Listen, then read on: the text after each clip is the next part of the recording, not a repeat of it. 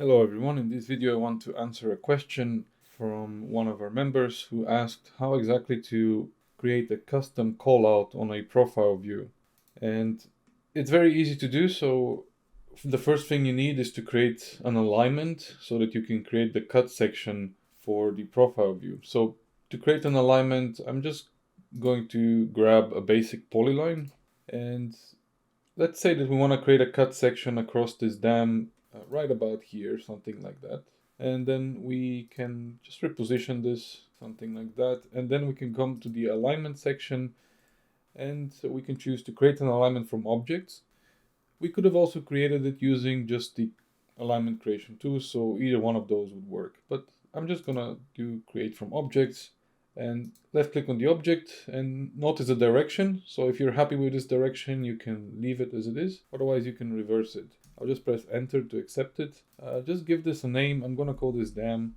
And normally it would be good if you place it on a site that is dedicated to this, but in this case it doesn't matter, so I'm just gonna leave it. And I'll press OK on this. So our alignment has now been created. We can see it here in the Prospector tab under the Alignments section. So we can see the center line alignment. Now we can select it and we can come here to Surface Profile, and then we have to select the surface that we want to include in this profile. So in this case, I want to include the final ground. That's the finished dam.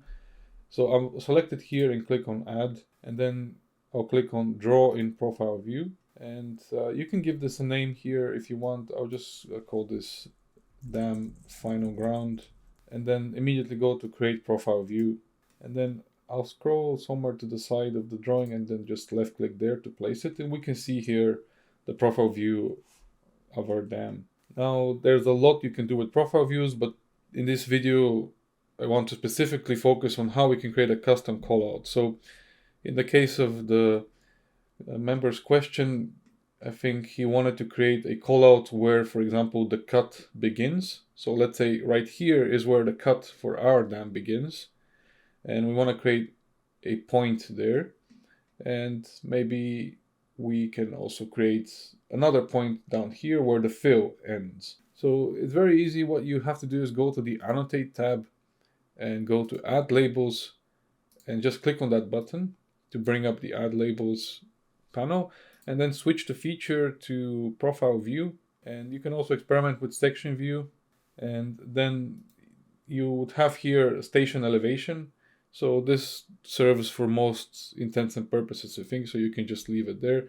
And you have a lot of marker styles, so you can just experiment with these or create your own, or you can just use some basic one, depending on what you want to do.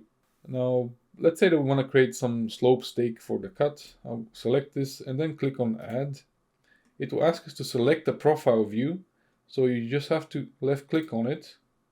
Now bear in mind that the red line for our dam cut section is not the profile view itself, it's the alignment or the surface cut section view, whereas it's the grid that is called the profile view.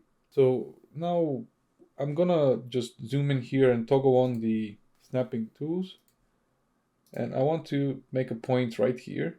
And notice now it created a vertical line, but it also wants to create a horizontal line. So the horizontal line dictates the elevation of that point, and the vertical line dictates the station. So I want also the elevation to be at this point, so I'm going to zoom in and just snap it there.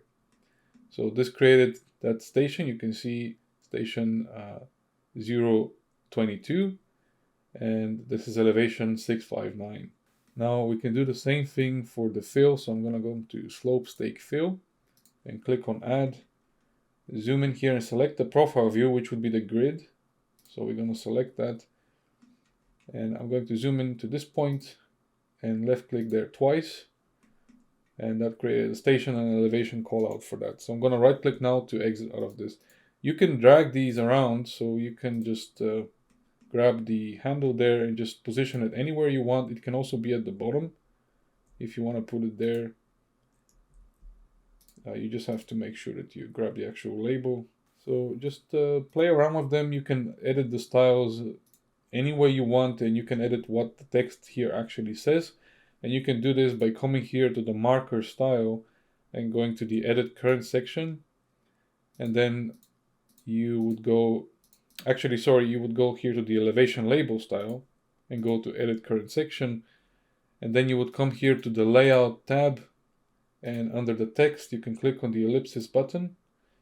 And here, if you select the text, you can see this marker is made up of two sections. The first one is the station, and then we have the elevation. So you can edit each one of those. So let's say we want to switch the precision of the elevation to be something that is greater than just 2 digits.